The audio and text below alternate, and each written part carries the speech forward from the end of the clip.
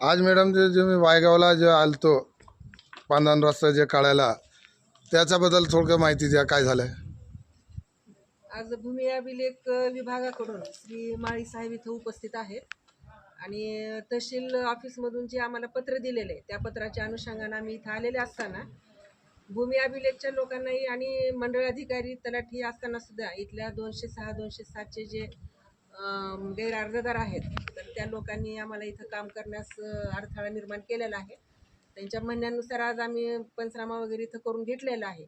तर नंतर आता हे भूमी अभिलेखच्या लोकांमधून ज्यावेळेस त्यांनी आता मोजणीसाठी वगैरे येतील त्यावेळेस आल्यानंतर पुढील रस्त्याचं बाकीच्या लोकांना नोटिसा वगैरे देऊन आम्ही त्या वेळेला रस्ता काढण्याचा प्रयत्न करू.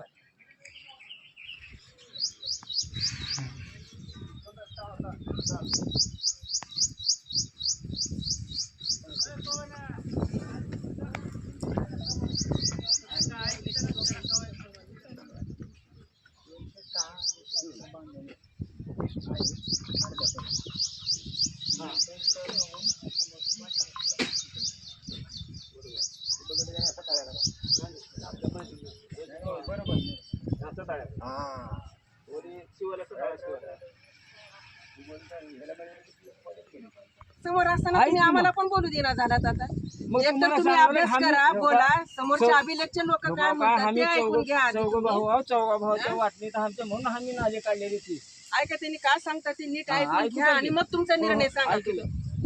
सांगा त्यांना काय बोलायचं. नकाशाप्रमाणे जर रस्ता म्हणतो तर 206 नकाशा आमच्यापाशी हमी नकाशा अरे तुमचा पण नकाशा घेऊन तुमचा पण नकाशा पण घेऊन या. तुम्ही तुमच्या नकाशाप्रमाणे बघू आपण. नकाशा एकच राहणार आहे, निजामकालापासून नकाशा एकच राहणार आहे. ती एकच राहणार आहे. ह्यानी जाऊन ते ह्याला जाऊन पैसे भरून नकाशावर हे करून आणल्यात. ह्याने कोण आणल्यात? लोक ह्याला आणलाय करून. नकाशा मोजता येत नसते, नकाशाला काहीही सगळं बदल करता येत मॅडम नसते. सगळं करूयात. हो पैसे नसते. वेळ लागलाय का?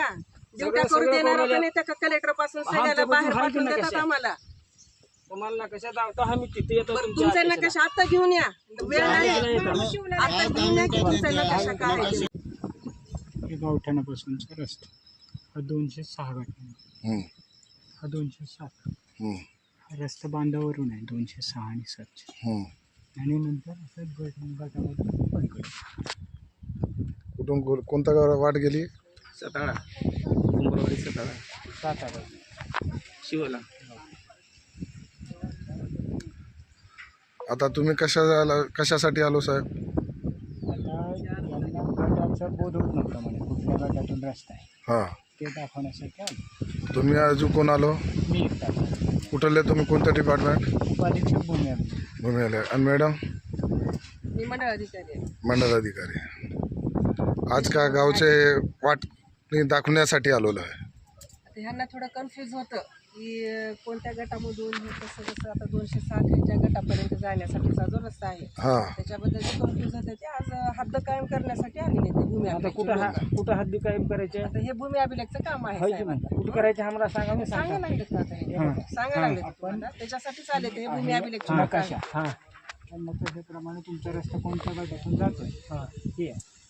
मग आता हे नकाशा आमच्या इथून चालला का गटातून ह्या 200 किती आहे तुमचा गट नंबर?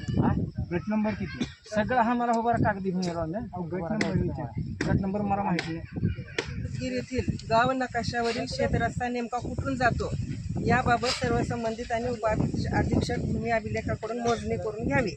नकाशावरील रस्ता मोजून हद्दी खुणा कायम झाल्यानंतर सदर शेतरस्ता खुला करणे योग्य राहील. हे कुणाला दिलेलं आहे पत्र मॅडम? आदेश आहे हे आदेश आहेत. हा, कुणाच्या नावानं आदेश आहे?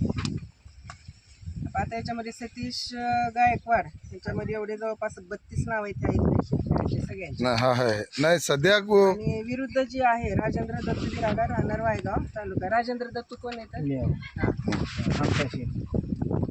मग आता अर्जदार म्हणजे आता ह्यांचंच आले ना वायगाव. म्हणजे क्षेत्र असं आता ह्यांनीच करून घ्यायचं. आता हे मोजणी करून घेतल्यानंतर हे बाकीचं आपण चालू करायचं.